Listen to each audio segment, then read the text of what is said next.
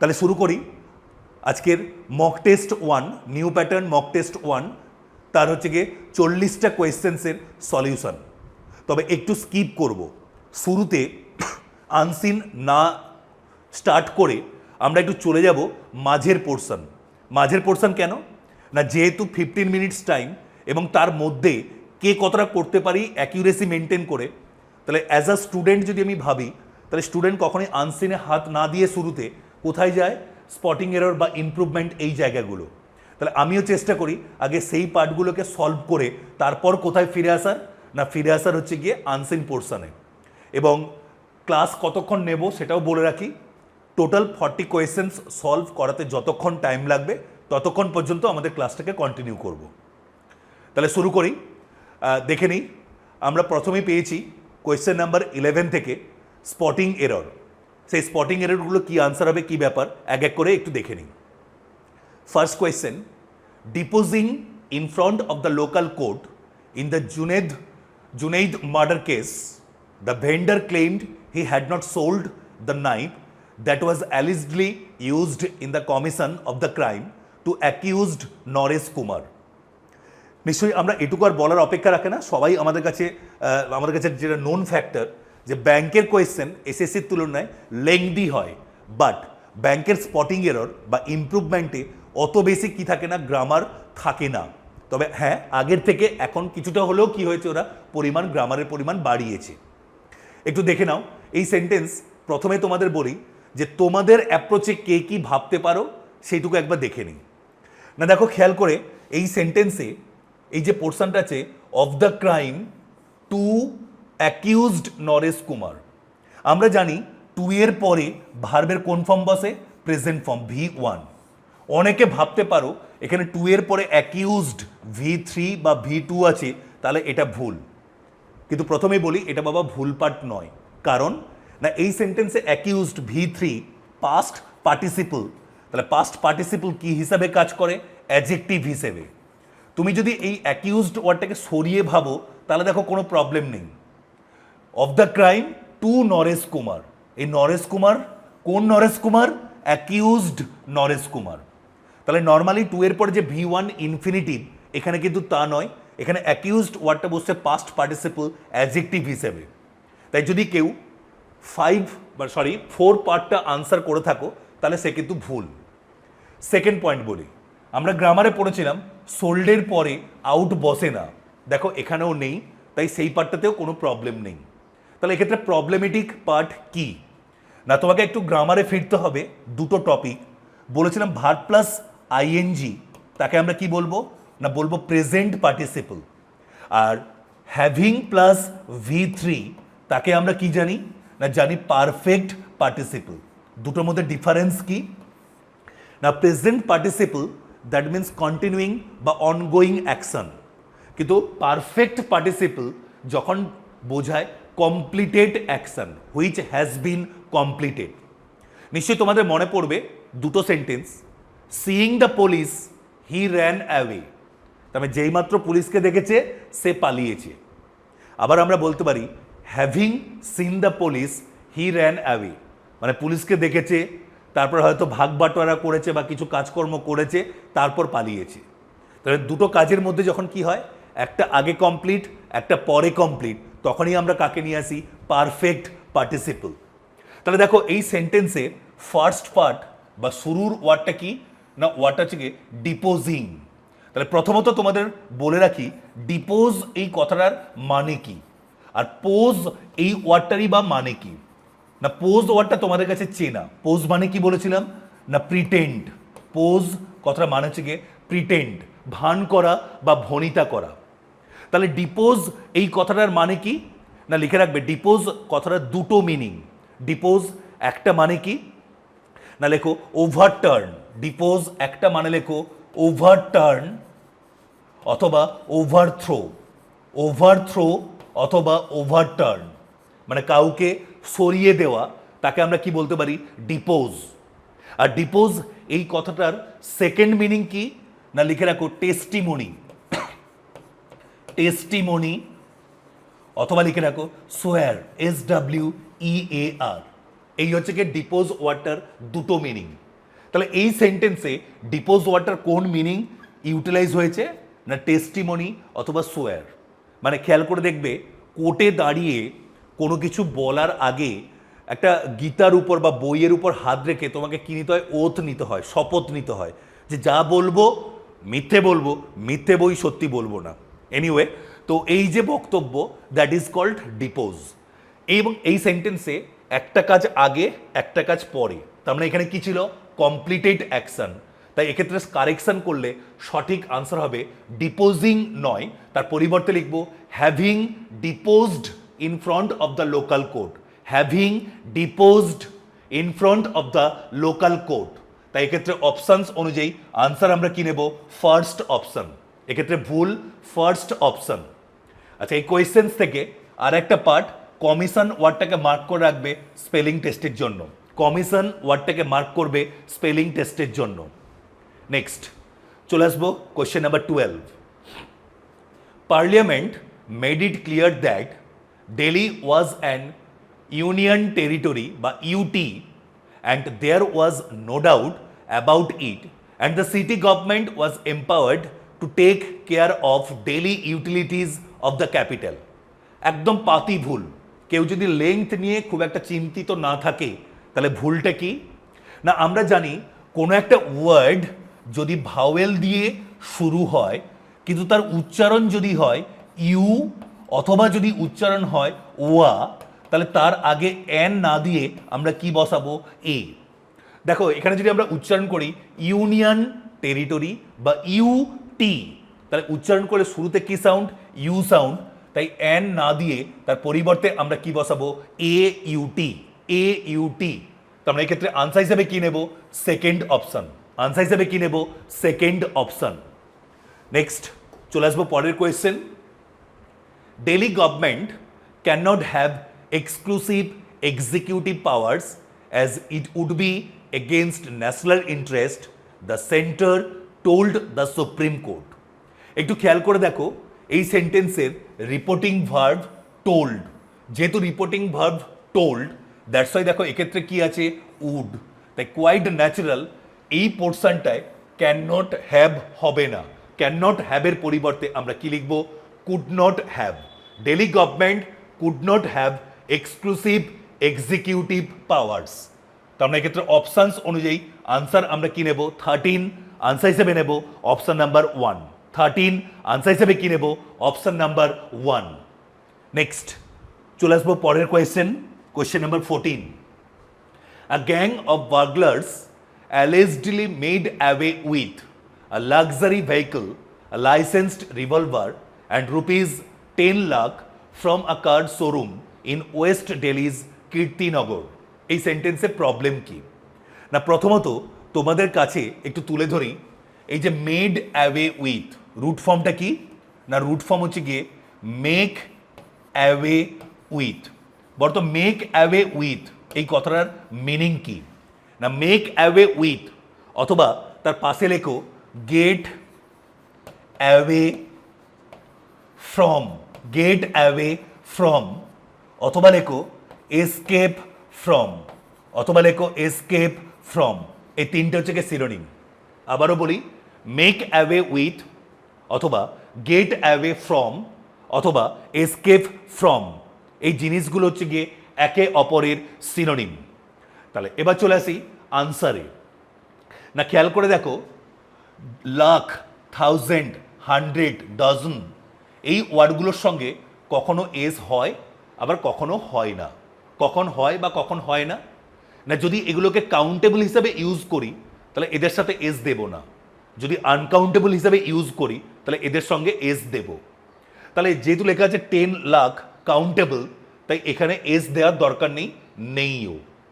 আচ্ছা দেখো, রিভলভার এই ওয়ার্ডটা থেকে নাউন, নাউনের আগে যে বসে তাকে কি হতে হয়, adjective. Licensed past participle adjective হিসেবে বসছে, কোনো প্রবলেম নেই। আচ্ছা এখানে মেড অ্যাওয়ে ফ্রম নেই, লেখা আছে মেড অ্যাওয়ে উইথ, তাই নিয়েও কোনো প্রবলেম নেই, এসকেপ। নেক্সট বার্গলার্স, তার ক্ষেত্রে অ্যাপ্রোপ্রিয়েট কালেকটিভ নাউন হচ্ছে গিয়ে গ্যাং, তাই নিয়েও কোনো প্রবলেম নেই। তাই এক্ষেত্রে আনসার হিসেবে আমরা কাকে বেছে নেব, option number 5 no error. Option number 5 no error হচ্ছে গিয়ে সঠিক আনসার। নেক্সট, এবার চলে আসবো পরের question number 15। From a careful examination of the witness and documentary evidence, it is evident that the accident had been occurred due to rash and negligent driving of the offending vehicle. এখানে problem কি না, একটু খেয়াল করে দেখবে, তোমাদের লিখিয়েছি একাধিকবার, একটা সেন্টেন্সে যদি থাকে ডাই, তাহলে অলওয়েজ হতে হয় কোন ভয়েস না, হতে হয় অ্যাক্টিভ ভয়েস।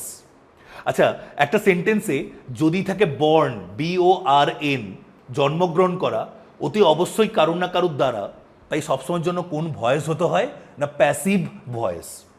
আচ্ছা, একটু ভেবে দেখো তো, এই ডাই ওয়ার্ডটা কেন অ্যাক্টিভ ভয়েস না, তার কারণ একটা সেন্টেন্সে যদি আমরা ডাই ইউজ করি, এই ডাই ওয়ার্ডটা হচ্ছে গিয়ে ইন্ট্রানজেটিভ ভার্ব।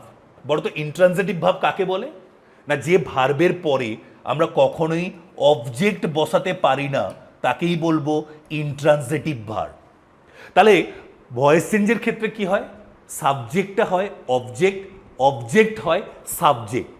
তাহলে সাবজেক্ট অবজেক্টের যেহেতু প্লেসমেন্ট চেঞ্জ হলে তবেই ভয়েস চেঞ্জ হবে, কিন্তু ডাই ওয়ার্ডটা ইন্ট্রানজেটিভ, তারপরে অবজেক্ট বসতেই পারে না, তাহলে নিশ্চয়ই সেটা কোনোভাবে প্যাসিভ ভয়েসে ইউজ হওয়া পসিবলই নয়। দেখো এখানে ঠিক তাই মানে একটা সেন্টেন্সে যদি অকার কোথাও তুমি ইউজ করো, এই ভার্বটা হচ্ছে গিয়ে ইন্ট্রানজেটিভ। অকার যেহেতু ইন্ট্রানজেটিভ, তাই তার সঙ্গে বা সেই ভার্বটাকে কোনোভাবেই প্যাসিভ ভয়েসে ইউজ করতে পারবো না। দেখো এখানে লেখা আছে had been occurred, passive voice, কিন্তু আমাকে কনভার্ট করতে হবে অ্যাক্টিভ ভয়েস। তাহলে এখানে বিন অমিট করব, তাই আনসার হিসাবে কি নেব, অপশান নাম্বার 3। বিন অমিট করব, আনসার হিসাবে কি নেব, অপশান নাম্বার 3। আমি যদি খুব একটা ক্লিয়ার নাও করতে পারি, আমি অন্য একটা এক্সাম্পল তোমাদের কাছে তুলে ধরছি, দেখো এটা তোমাদের কাছে নোন হবে। আমি একাধিকবার তোমাদের করিয়েছি যে একটা সেন্টেন্সে যদি থাকে রাইজ, তারপরে কোনোভাবেই আমরা অবজেক্ট দিতে পারি না, কিন্তু একটা সেন্টেন্সে যদি থাকে রেইজ, তবে বাধ্য থাকবো তারপরে কি দিতে, অবজেক্ট দিতে। একাধিকবার এই রুলসটা তোমাদের সামনে আমি রিপ্রেজেন্ট করেছি। দেখো এই দুটো ওয়ার্ডের উপর বেস করে একটা সেন্টেন্স লিখছি। সেন্টেন্সটা কি, ধরো এরকম বললাম, the cost of the new cars, the cost of the new cars has been risen, RISEN। এই সেন্টেন্সে ভুল কি বা প্রবলেম কি না, প্রথমত খেয়াল করে দেখো এই সেন্টেন্সের সাবজেক্ট কে না, সাবজেক্ট হচ্ছে গিয়ে কস্ট, সাবজেক্ট হচ্ছে গিয়ে কস্ট। তাহলে কস্ট এই কথাটা কি সিঙ্গুলার, তাহলে কস্ট যেহেতু সিঙ্গুলার, তাই দেখো এক্ষেত্রে কি আছে না, ভার্ব হ্যাজ সিঙ্গুলার, এই নিয়ে কোনো প্রবলেম নেই, কারণ এখানে কার্স কিন্তু সাবজেক্ট নয়, সাবজেক্ট হচ্ছে গিয়ে কস্ট, সিঙ্গুলার, ভার্ব হিসাবে কি আছে, হ্যাজ। আচ্ছা এখানে দেখো তো সেন্টেন্সটা কোন ভয়েসে লেখা, হ্যাজ বিন রাইজেন, প্যাসিভ, কিন্তু আমরা জানি রুলস, রাইজ ওয়ার্ডটা যদি কোথাও আমরা ইউজ করি তারপরে অবজেক্ট বসতে পারে না, তাহলে যার পরে অবজেক্ট বসবে না, তাহলে অবজেক্ট না থাকলে ভয়েস চেঞ্জও হবে না। তাহলে এই সেন্টেন্সটাকে কারেকশন করলে আমরা এখান থেকে কাকে অমিট করব, বিন ওয়ার্ডটাকে অমিট করব। তার মানে সঠিক আনসার কি হবে, the cost of the new cars has risen. এখানে বিন কোনোভাবে দিতে পারবো না, the cost of the new cars has risen. আশা করি আগের সেন্টেন্সটা রেসপেক্টে তোমাদের বোঝাতে পারলাম যে অকার এই ওয়ার্ডটা হচ্ছে গিয়ে ইন্ট্রানজিটিভ, তার মানে তারপরে অবজেক্ট বসতে পারে না, তাই সেক্ষেত্রে অকার ওয়ার্ডটাকে কোনোভাবে প্যাসিভ ভয়েসে লিখতে পারবো না, তাই কারেকশন করলে বিন ওয়ার্ডটাকে অমিট করব। তাই এক্ষেত্রে সঠিক answer option number 3, had occurred. আচ্ছা অকার এই ওয়ার্ডটাকে মার্ক করে রাখবে স্পেলিং টেস্টের জন্য, তবে হ্যাঁ অকার দেয় না, নর্মালি যেটা স্পেলিং টেস্টে দিয়ে থাকে অকারেন্স, OCCURENCE, অকারেন্স ওয়ার্ডটাকে আমরা স্পেলিং টেস্টের জন্য কি করব, মার্ক করব। নেক্সট চলে আসবো পরের কোয়েশ্চেন নাম্বার 16 থেকে 20 ছিল সেন্টেন্স ইমপ্রুভমেন্ট। একবার দেখে নিই কি আছে। He said that businesses will have to strive for top performance and will be held accountable. একটু ভেবে দেখো, উইল বি একটা সেন্টেন্সে যদি কোথাও থাকে মোডাল অক্সিলারি এবং তারপরে যদি কি থাকে বি অথবা হ্যাভ বিন, তাহলে তারপরে আমরা ভার্বের কোন ফর্ম বসাই না সবসময়ের জন্য বসাই ভার্বের থার্ড ফর্ম, তার মানে প্যাসিভ ভয়েস। বি তার আগে মোডাল অক্সিলারি, তাই ভার্বের থার্ড ফর্ম, তাহলে এখানে হোল্ড হবে না, হোল্ডের থার্ড ফর্ম কি হবে হেল্ড। তাই আনসার হিসেবে কি নেব option number 3, will be held accountable. Will be held accountable. একটা সেন্টেন্সে যদি কোথাও থাকে হোল্ড, তা V1 তার V2 এবং V3 দুটোই হচ্ছে গিয়ে কি না হেল্ড। আশা করি এইটুকু নিয়ে কোনো প্রবলেম নেই, ক্লিয়ার সবার কাছে। চলে আসি পরের question. Banks are exploring the feasibility of incorporating blockchain solution for doing payments processes faster, cheaper and more transparent. একটু দেখে নাও এই সেন্টেন্সে কি বলতে চাইছে। প্রথমত তোমাদের মনে করাই এই ফিজিবিলিটি কথাটা মানে কি বলেছিলাম না, ফিজিবিলিটি মিনস প্রবাবিলিটি, প্রবাবিলিটি অথবা কি বলতে পারি ভায়াবল, অথবা বলতে পারি প্লজিবল, প্লজিবল। নেক্সট দেখো এই সেন্টেন্সে বলেছে যে ব্যাংকগুলো নতুন সম্ভাবনা এক্সপ্লোর করছে, যাতে ব্লকচেন সলিউশনটাকে যদি ইমপ্লিমেন্ট করে, ইনকর্পোরেট করে, তাহলে সেক্ষেত্রে ফাস্টার পেমেন্ট হবে, পেমেন্ট প্রসেসটা ফাস্টার হবে, চিপার হবে এবং ট্রান্সপারেন্ট হবে। তাহলে এক্ষেত্রে দেখো ফর ডুইং না করে আমরা কি করতে পারতাম না, আমরা সঠিক করতে পারতাম ইন অর্ডার টু দিয়ে করতে পারতাম অথবা উইথ আ ভিউ টু দিয়ে করতে পারতাম। কিন্তু প্রবলেম হচ্ছে গিয়ে উইথ আ ভিউ টু তারপরে কি বসে আইএনজি, ইন অর্ডার টু তারপরেও কি বসে আইএনজি।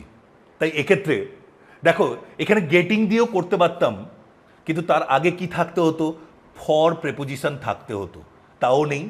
তাই according to the option answer হিসেবে কি লিখবো no improvement. According to the option answer হিসেবে কি লিখবো নো ইমপ্রুভমেন্ট। এই কোয়েশ্চেনের ক্ষেত্রে অনেকের চান্স আছে তোমরা হয়তো অপশন নাম্বার 4 আনসার করেছো, কিন্তু মাথায় রাখবে একটা সেন্টেন্সে যদি থাকে ইন অর্ডার টু বা with a view to, habituated to, looking forward to, তবে তারপরে টু থাকা সত্ত্বেও কি বসে আইএনজি। চলে আসি পরের question, question number 18। He is not only known for his learning but also for his wealth. আমরা জানি একটা সেন্টেন্সে নট অনলি যদি বসে তবে সেক্ষেত্রে কি বসে বাট অলসো। দেখো এই ক্রাইটেরিয়া ফুলফিল করছে। তাহলে সেকেন্ড পয়েন্ট কি বলেছিলাম না, সেকেন্ড পয়েন্ট যেটা কমন ফ্যাক্টর সেটা চলে আসবে নট অনলি আগে। তাহলে এখানে কমন ফ্যাক্টরটা কি না, হি ইজ নোন, এটা হচ্ছে কমন ফ্যাক্টর। তাহলে not only for his learning but also for his wealth. তাহলে দেখো বাট অলসোর পরে আছে ফর হিজ ওয়েলথ, নট অনলির পরেও কি থাকবে ফর হিজ লার্নিং, নোন ওয়ার্ডটা আগে আসবে। তাহলে এক্ষেত্রে সঠিক আনসার হিসেবে আমরা কি নেব, he is known not only for his learning. Option number 2 আমরা কি করব আনসার, অপশন নাম্বার 2 আমরা করব আনসার। ইনফ্যাক্ট আমি কয়েকদিন আগে তোমাদের সবগুলো ব্যাচেই কনজাংশন রিপিট করিয়েছি, কারণ কনজাংশনের উপর বেস করে ব্যাংক, এসএসসি, পিএসসি তিনটে এক্সামের ক্ষেত্রে কোয়েশ্চেন এখন ম্যাক্সিমাম ঘুরে ফিরে আসতে থাকে। নেক্সট পরের question, I worked in this school since 2010। তাহলে সিন্স 2010 এটা হচ্ছে ডিউরেশন, এবং ডিউরেশন থাকলে আমরা জানি কোন টেন্স হয় পারফেক্ট কন্টিনিউয়াস, এবং সিন্স আমরা ইউজ করি প্রেজেন্ট পারফেক্ট কন্টিনিউয়াস টেন্সের ক্ষেত্রে। তাই ক্ষেত্রে সঠিক আনসার কি হবে option number 2, I have been working in this school since 2010, since 2010। এবং এখান থেকে আর একটা জিনিস একটু তোমাদের রিমাইন্ড করাবো যেটা ব্যাংকের পরীক্ষায় এক্সেসিভভাবে কাজে লাগে, সেটা কি না দিস এবং দ্যাট কোন ক্ষেত্রে বসে সিঙ্গুলার, দিস এবং দোজ কোন ক্ষেত্রে বসে না প্লুরাল। এই চারটে ওয়ার্ড একটু খেয়াল রেখো, এই চারটে ওয়ার্ডের উপর বেস করে ব্যাংকের পরীক্ষায় একাধিক কোয়েশ্চেন্স আমরা পেতে অভ্যস্ত থাকি। চলে আসি improvement, last question. His son is now out of reach due to bad company. Out of reach নয়, ব্যাড কোম্পানির জন্য হাতের বাইরে চলে গেছে। এক্ষেত্রে আনসার হিসেবে কি লিখবো? Out of control. আনসার হিসেবে লিখবে আউট অফ কন্ট্রোল। এবং একটা কথা বলি, এই যে টাইপ ইডিয়ামস দিয়ে ইমপ্রুভমেন্ট, এটা এসএসসির পরীক্ষায় এখন তবু দেয়, একটা সময় কিন্তু দিতই না। এটা কিন্তু ব্যাংকের পেটেন্ট কোয়েশ্চেন। ব্যাংক ইমপ্রুভমেন্টে একাধিকবার ইডিয়ামস দিয়ে দেয়, তাই সঠিক ইডিয়ামসটা মনে রাখা আমাদের ক্ষেত্রে একটু জরুরি। নেক্সট, এরপরে চলে আসবো কোয়েশ্চেন নাম্বার 21 থেকে কোয়েশ্চেন নাম্বার 25। কি আছে না, ছিল হচ্ছে কি দেখবে, fill in the blanks. In the dash public market yard at Jongao, Yalava was the dash cotton farmer who had come to sell her produce. তাহলে বলো তো এই সেন্টেন্সে কাকে রেফার করছে? না বলছে দুটো ব্ল্যাঙ্কস, ফার্স্ট ব্ল্যাঙ্কসের পরে আছে পাবলিক মার্কেট ইয়ার্ড।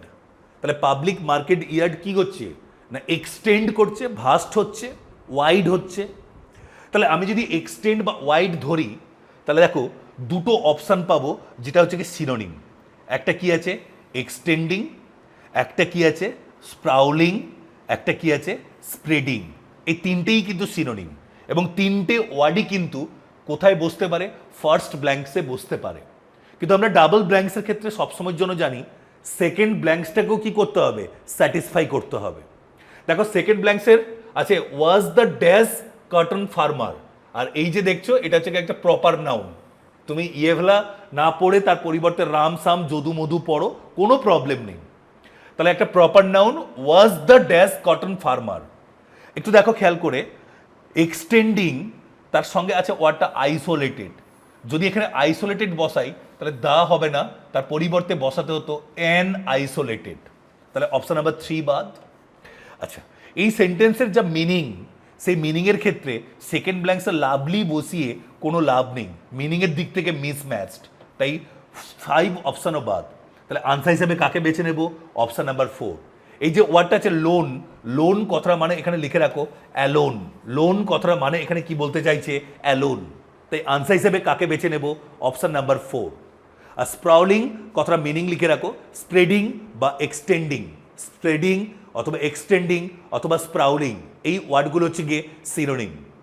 একটু খেয়াল করে দেখো এখানে সোলো, এই সোলো কথাটা মানে কিন্তু লোন বা অ্যালোন, কিন্তু তার আগে যে ফ্লপিং ওয়ার্ডটা আছে নেগেটিভ, তাই এক্ষেত্রে সেকেন্ড ব্ল্যাঙ্কটাও আনসার হবে না। তাই এক্ষেত্রে আনসার হিসেবে কাকে বেছে নেব? Option number 4। নেক্সট দেখে নিই এবার পরের কোয়েশ্চেন কি আছে। While the yard wears a dash look, farmers make a dash to private ginning mills that give them quick service. দেখো এখানে কি বলতে চাইছে না, বলতে চাইছে যদি আমি সোজা করে বলি এক বাক্যেই আনসার পৌঁছে যাব। কিসে না, দেখতে পাচ্ছি সেকেন্ড ব্ল্যাঙ্কস, তার আগে আছে মেক আ। এই যে মেক এ ড্যাশ, এই ব্ল্যাঙ্কসে যদি কোনো একটা ওয়ার্ড চুজ করি সঠিকভাবে, তাহলে এটা একটা হয়ে যাবে ইডিয়ামস। সঠিক ইডিয়ামসটা কি? Make a bee line. সঠিক ইডিয়ামসটা কি? Make a bee line. তাই এক্ষেত্রে আমি দ্বিতীয় কোনো কিছু আর ভাবিই নি, সঠিক আনসার হিসেবে কাকে চুজ করে নিয়েছি? Option number 2। কারণ কোনো ইডিয়ামস বা ফ্রেজকে আমরা কখনোই কোনো অবস্থাতেই চেঞ্জ করতে পারি না। তাহলে মেক আ বি লাইন, এই ইডিয়ামসটার মানে কি না, লিখে রাখতে পারো two go quickly and directly. Two go quickly, to go quickly and directly, that is called make a beeline। যেহেতু এক্ষেত্রে সেকেন্ড ব্ল্যাঙ্কসের আগে আছে মেক আ, আনসার হিসেবে চুজ করেছি বি লাইন, এবং মেক আ বি লাইন দিয়ে আমরা পেয়ে যাব একটা ইডিয়ামস। আর মেক আ বি লাইন মানে বললাম to go quickly and directly. আচ্ছা, একটু চলে আসি এখান থেকে বাকি কয়েকটা পয়েন্ট একটু নিয়ে। এই যে লাস্ট ওয়ার্ডটা দেখছো স্ট্রেইট, স্ট্রেইট ওয়ার্ডটার সিনোনিম লিখে রাখো ইরেক্ট, ERECT। স্ট্রেইট সিনোনিম লিখে রাখো ইরেক্ট।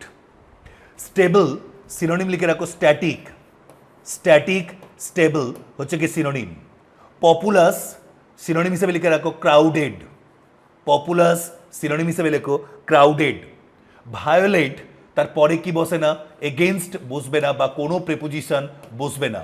ভায়োলেট ওয়ার্ডটার পরে এগেনস্ট বসবে না বা কোনো প্রেপোজিশন বসবে না। আচ্ছা, এখানে যে ওয়ার্ডটা চুজ করলাম ডেজার্টেড, ডেজার্টেড কথা মানে কি না পরিত্যক্ত, লিখে রাখো অ্যাবান্ডন্ড। ডেজার্টেড পরিত্যক্ত, লিখে রাখো অ্যাবান্ডন্ড। আর ফার্স্ট অপশন ব্যারিন, নিশ্চয়ই মনে আছে তোমাদের, ইনফার্টাইল অথবা আনপ্রোডাক্টিভ অথবা অ্যারিড। আনপ্রোডাক্টিভ, অ্যারিড অথবা ইনফার্টাইল এগুলো হচ্ছে গিয়ে একে অপরের সিনোনিম। চলে আসি পরের question 23। Forecasters are eagerly watching a dash over Malay Peninsula, which the India-made department expects to across India South Andaman Sea to dash as a low pressure area. এই সেন্টেন্সে জাস্ট তোমাকে বুঝতে হবে যে কি আনসার। দেখো বলেছে ফোরকাস্টার্স আর ইগারলি ওয়াচিং আর dash over, মানে কোন একটা পেনিনসুলার উপর, এই যে আজকে ঝড় বৃষ্টি চলছে গুজরাট মুম্বাইয়ে, কালকে নাকি ঘূর্ণিঝড় আছড়ে পড়বে।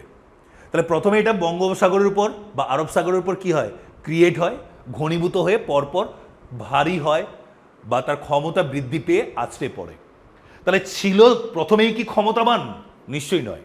যত দিন গেছে সে ক্ষমতা সঞ্চয় করেছে অথবা তার ক্ষমতা কমেছে, দিয়ে পরবর্তীকালে সেটা ঘূর্ণিঝড় বা নিম্নচাপে পরিবর্তিত হয়েছে।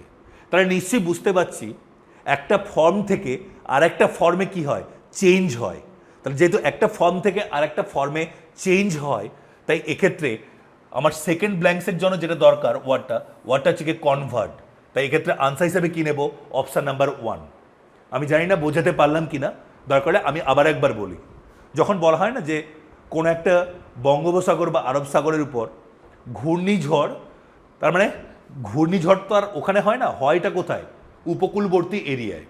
তার মানে প্রথমে বঙ্গোপসাগরের উপর ধীরে ধীরে কি হচ্ছে, তার শক্তি সঞ্চয় করছে অথবা ধীরে ধীরে তার শক্তি ক্ষয় হচ্ছে, এবং সেটা পরবর্তীকালে যখন উপকূলের দিকে এগোয়, তাহলে যদি শক্তি সঞ্চয় করে তাহলে সেটা সিম্পলি একটা ঝড় থেকে ঘূর্ণিঝড়ে কি হচ্ছে, কনভার্ট হচ্ছে বা তার ফর্মের রূপান্তর ঘটছে। তাই সেক্ষেত্রে সেকেন্ড ব্ল্যাঙ্কসের জন্য আমার দরকার কনভার্ট। আনসার হিসেবে কাকে বেছে নেব, অপশান নাম্বার 1। আর যখন আরব সাগর বা বঙ্গোপসাগরে নতুনভাবে সৃষ্টি হয় তখন আমরা কোন ওয়ার্ডটা নিতে পারি না, মেঘ। কিন্তু যখনই ঘূর্ণিঝড়ে পরিবর্তিত হচ্ছে তখন কি চলে আসছে, কনভার্ট ওয়ার্ডটা। নেক্সট পরের কোয়েশ্চেন বাবু। আচ্ছা বাই দ্য ওয়ে এখান থেকে একটু দেখে নাও কোনো কিছু প্রবলেম আছে কিনা। প্রবলেম মিনস এই যে দেখো ওয়ার্ডটা আছে ডিস্টারবেন্স আর কোমোশন, এই দুটোকে করে রাখো সিনোনিম। ডিস্টারবেন্স, কোমোশন দুটো হচ্ছে গিয়ে synonym.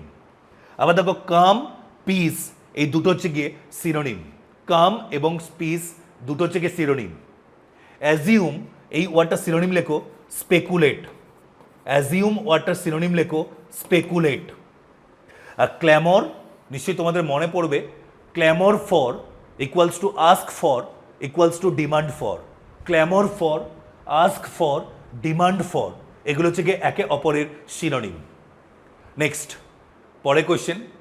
No one in the policy making circles seems to be concerned about dash the basic issues that dash the input and the output sides of agriculture.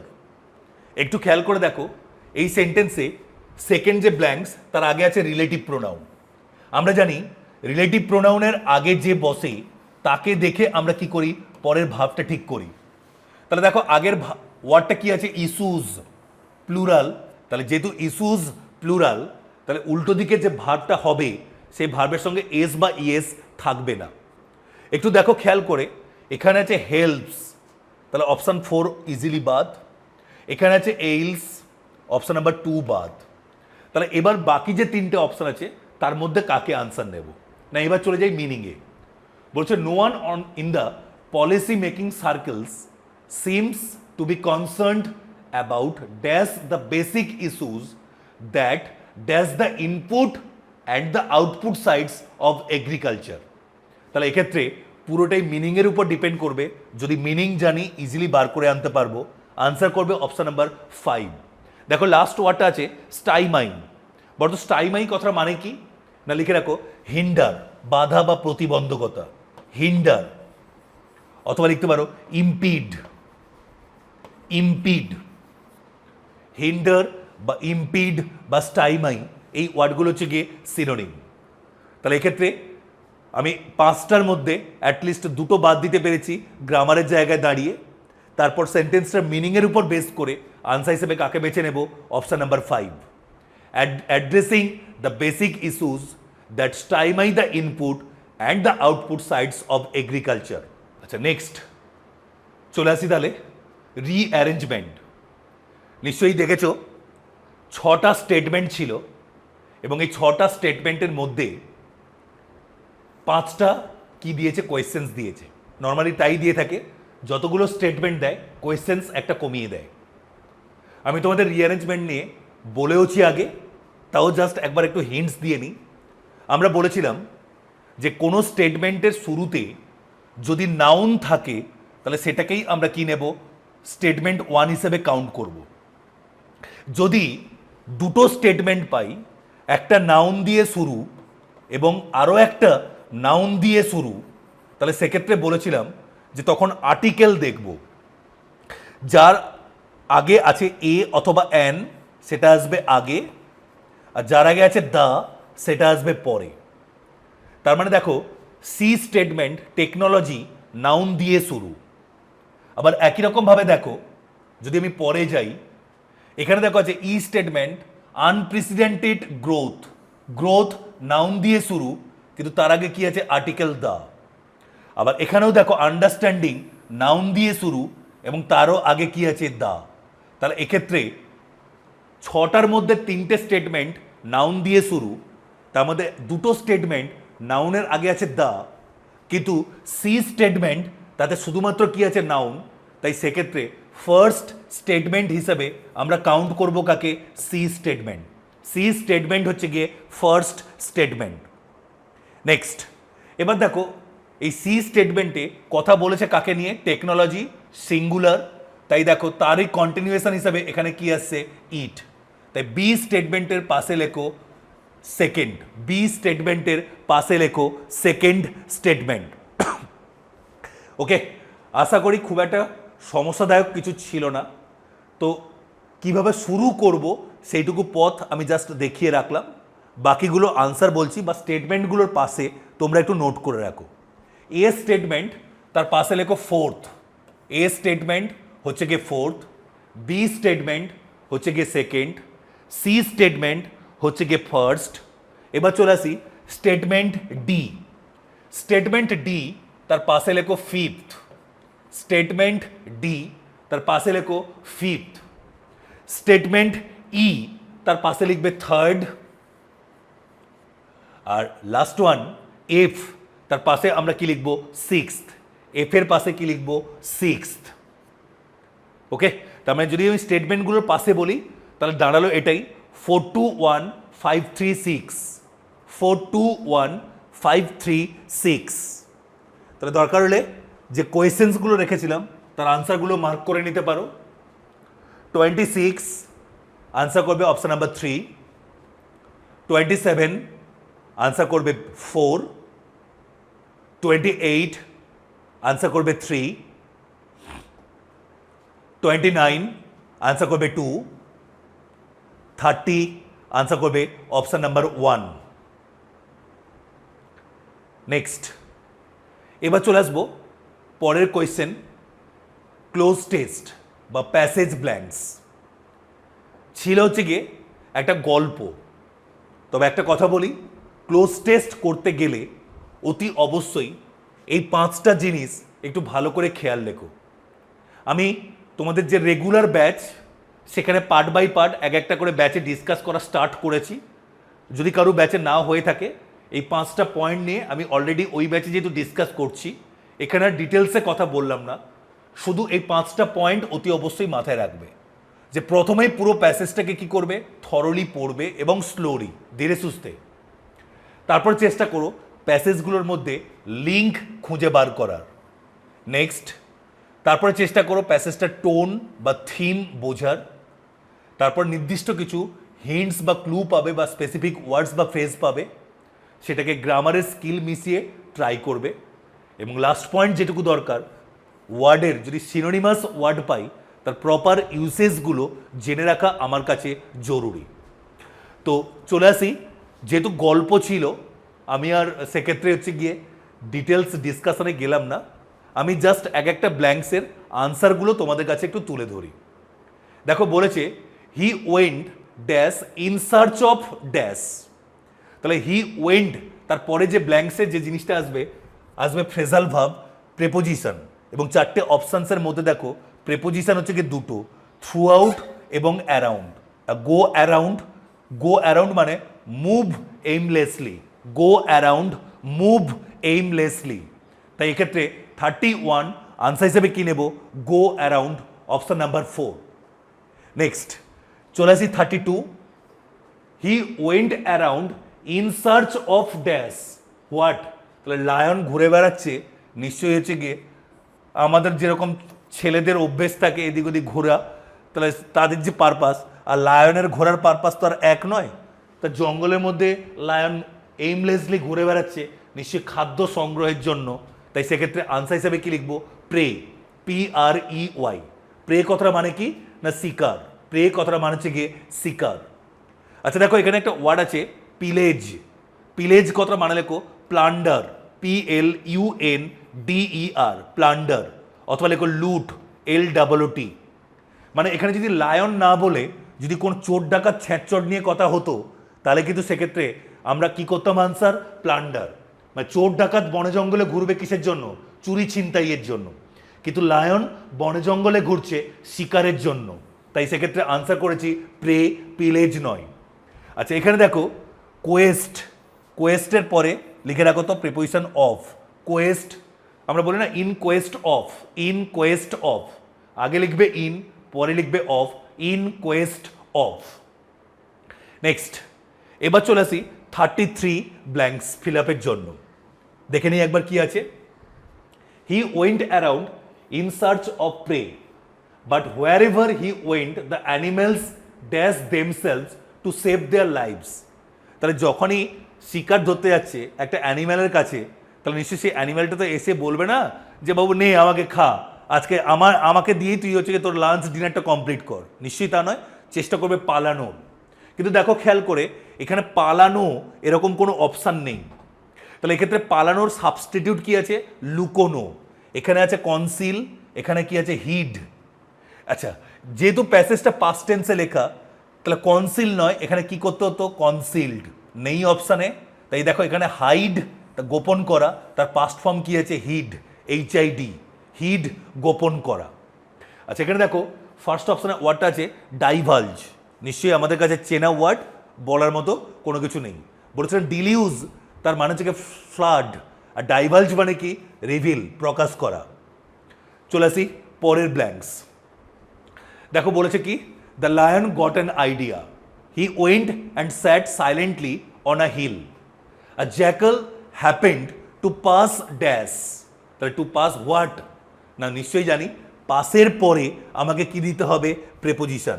Answer কি হবে, pass by, pass by. তার মানে আমরা পড়েছি দেখবে খেয়াল করে, পাসার by বা পাস বাই, সেই দিক দিয়ে যাচ্ছিল। নেক্সট চলে আসবো পরেরটায়, আমি একটু স্কিপ করলাম, the jackal had to dash the lion, তাহলে কি করেছিল গো, the jackal had to dash the lion. Answer হিসেবে কি নেব না, আনসার নেব অপশন নাম্বার 3, ওবে। কারণ জঙ্গলের সুপিরিয়ার হিসেবে আমরা কাকে ট্রিট করি, লায়ন। আর ওবে এই ওয়ার্ডটার পরে কি বসে না, টু বসে না। অ্যাকর্ড তারপরে কি বসে, উইথ বসে। ওবের পরে প্রেপোজিশন বসে না, অ্যাকর্ডের পরে কি বসে, উইথ বসে, অ্যাক্সিডের পরে টু বসে। তাই এক্ষেত্রে যেহেতু লায়ন সুপিরিয়ার, তাকে মেনে চলবে শেয়ালটা, তাই আনসার হিসেবে কি করব, ওবে। আনসার হিসেবে কাকে নেব, ওবে।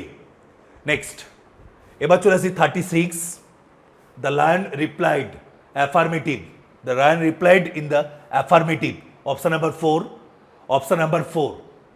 আচ্ছা এখানে দেখো ফার্স্ট অপশানে একটা ওয়ার্ড আছে করোবোরেটিভ, বলতো করোবোরেটিভ কথাটা মানে কি না, লিখে রাখো কনফার্মেটিভ।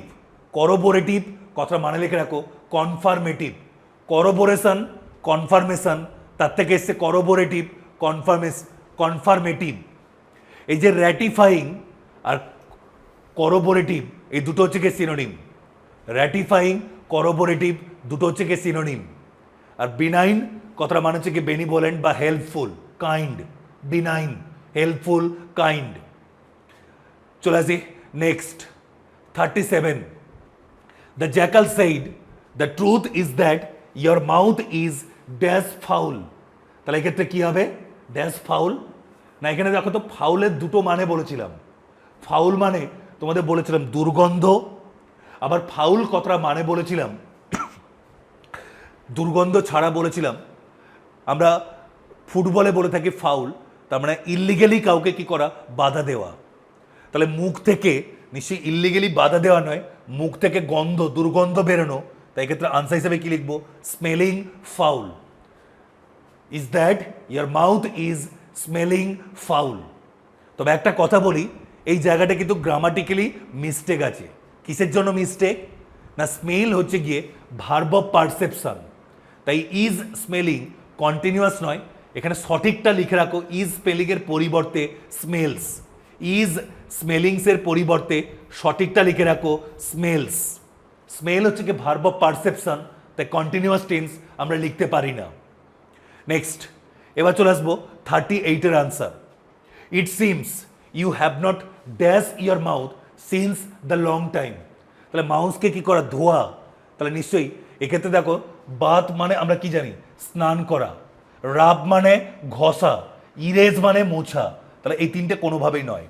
হতে পারে ক্লিনড অথবা কি হতে পারে? ওয়াস্ট।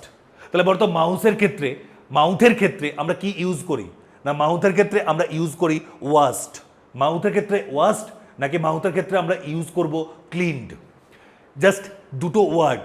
দেখবে জামা কাপড় কাচা আমরা কিন্তু কখনোই বলি না ক্লিন, আমরা সেখানে কি বলি? না, বলি হচ্ছে কি ওয়াশ ইয়োর ক্লোথস। কিন্তু মুখ ধোয়া তার ক্ষেত্রে আমরা কি বলি? ওয়াশ নয়, বলি ক্লিন। তাই এক্ষেত্রে দুটো অপশানসের মধ্যে আনসার হিসেবে ওয়াশ না নিয়ে আনসার হিসেবে কি নেব? Cleaned. You have not cleaned your mouth since the long time. The lion became angry and dash upon. দেখো 39-এর ব্ল্যাঙ্কসের পরে কি আছে? আপন। দেখো যে 5টা অপশানস আছে তার মধ্যে পাউন্সড ওয়াটার পরেই কি বসে? আপন। পাউন্সড ওয়াটার পরেই কি বসে? আপন, ঝাঁপিয়ে পড়া। Pounced upon the jackal and said how dash you criticise me. যেহেতু ইনভার্টেড কমার মধ্যে আছে তাহলে সেক্ষেত্রে কি হবে? না, ইনভার্টেড কমার মধ্যে যেহেতু, তাই সেক্ষেত্রে আমাদের দরকার হচ্ছে গিয়ে how dash you criticise me, দরকার অক্সিলারি ভার্ব। কিন্তু এখানে দেখো কি আছে, যে ওয়ার্ডগুলো আছে সবগুলোই হচ্ছে গিয়ে প্রিন্সিপাল ভার্ব। তাহলে এক্ষেত্রে how dash you criticise me, যদি এখানে কোয়েশ্চেন মার্ক দিই তাহলে আনসার করতে হবে do. How do you criticise me, অথবা how dare you criticise me. তার মানে আমার দরকার অক্সিলারি ভার্ব। অক্সিলারি ভার্ব তুমি দিতে পারো ডু, অথবা কাকে নিতে পারো? না, option number 5 dare. Option number 5 dare. নিশ্চয়ই তোমাদের মনে পড়বে যে ইন্টারোগেটিভ সেন্টেন্স ডব্লিউএইচ ওয়ার্ড, তারপরে কি থাকবে? Auxiliary verb. How do you criticise me, অথবা তোমার সাহস কোথা থেকে আসে, তাই সেক্ষেত্রে আমরা কি বলতে পারি? How dare you criticise me. তাই অপশন নাম্বার 5 আনসার করব, মানে কোয়েশ্চেন নাম্বার 40 আনসার করব অপশন নাম্বার 5। এখানে ফার্স্ট অপশন দেখো আছে ডিফাই। ডিফাই কথাটা মানে কি? চ্যালেঞ্জ। ডিফাই ওয়ার্ডটা প্রিন্সিপাল ভার্ব, যেটা হাউ এর পরে বসতে পারে না। নেক্সট, এবার চলে আসবো আমরা কোয়েশ্চেনের শুরুতে। দেখে নাও, প্রথমেই কি ছিল? Unseen comprehension. আনসিন কম্প্রিহেনশনের উপর বেস করে মোট 10টা কোয়েশ্চেন্স ছিল, তার আনসারগুলো দেখবে। Why did many boys not like to talk to Munnu? Answer করবে অপশন নাম্বার 3। আনসার করবে অপশন নাম্বার 3। তবে একটা কথা বলি, একটু শুনে নিও। এই যে কোয়েশ্চেন্সটা আছে না, এই কোয়েশ্চেন্সটা গ্রামাটিক্যালি ভুল, একটু দেখে নেবে, কারণ এই রুলসের উপর বেস করে আমরা এরর কারেকশন পাই। দেখো এই সেন্টেন্সটা কি? ইন্টারোগেটিভ। এবং কি ইন্টারোগেটিভ? না, যেহেতু নট আছে তার মানে নেগেটিভ ইন্টারোগেটিভ। একটা সেন্টেন্স ইন্টারোগেটিভ এবং তার সাবজেক্ট যদি হয় নাউন, তাহলে নটটা কোথায় বসে? নাউনের আগে। তার মানে এক্ষেত্রে why did not many boys, why did not many boys like to talk to Munnu. তবে নট ওয়ার্ডটা বয়েজের পরে নয়, নট ওয়ার্ডটাকে বসাবে মেনির আগে। নেক্সট আমরা চলে আসি পরের কোয়েশ্চেন। কোয়েশ্চেন নাম্বার 2 আনসার করবে option number 4। Question number 2 answer করবে option number 4। Question number 3 answer করবে option number 1 his hard work. Next number 4 answer করবে অপশন নাম্বার 4। তিনটের স্টেটমেন্টের মধ্যে প্রথম দুটো স্টেটমেন্ট হচ্ছে গিয়ে আমরা নেব। চলে আসি পরের কোয়েশ্চেন। নাম্বার 5 আনসার করব অপশন নাম্বার 4। নাম্বার 5 আনসার করব অপশন নাম্বার 4। নেক্সট এবার চলে আসি সিনোনিম করতে বলেছে। ওয়ার্ডটা হচ্ছে রিবিউকড। রিবিউকড ওয়ার্ডটার সিনোনিম আনসার হিসেবে লিখবে রেপ্রিম্যান্ডেড। রিবিউকড, রেপ্রিম্যান্ডেড, অথবা কি লিখতে পারি না, খেয়াল করে দেখবে লিখেছিলাম স্কোল্ড বা চাইড, বা বলতে পারি অ্যাডমনিস। এই ওয়ার্ডগুলো কি ছিল? সিনোনিম। এই ওয়ার্ডগুলো ছিল synonym. Rebuke, reprimand, scold, chide, অ্যাডমনিস।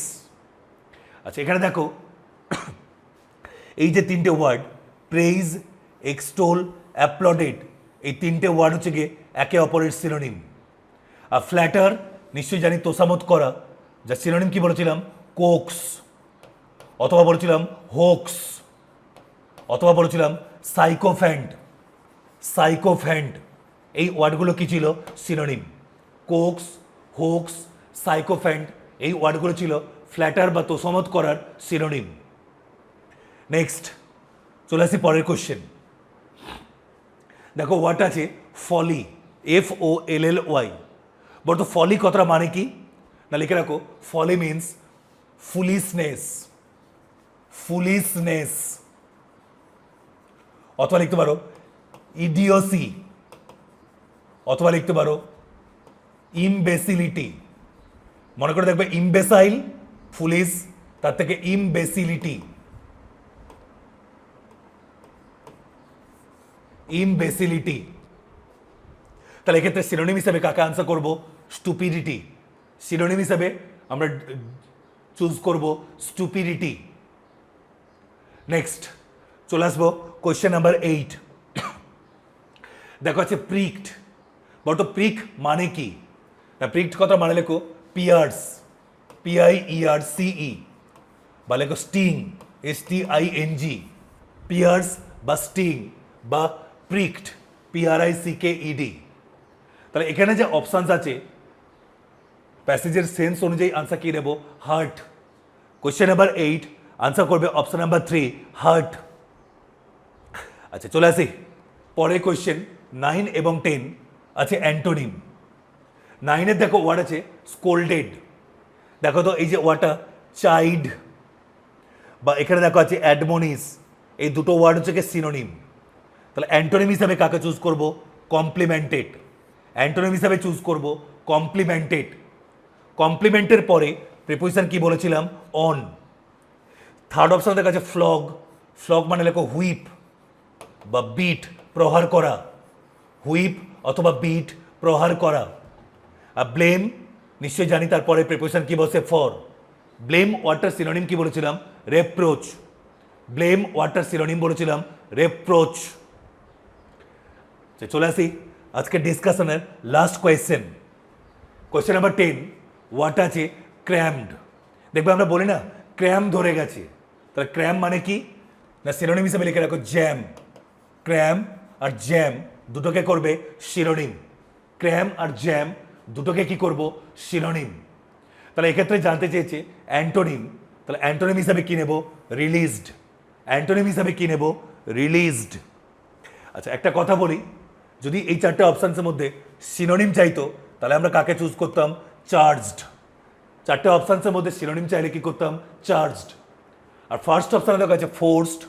এই ফোর্সের সিনোনিম লিখে রাখো কোয়েটস, অথবা কি লিখতে পারো? কম্পেল। কোয়েটস অথবা কম্পেল। তো এই ছিল বেসিক্যালি আমাদের সেট 1 তার 40 কোয়েশ্চেন্সের সলিউশন।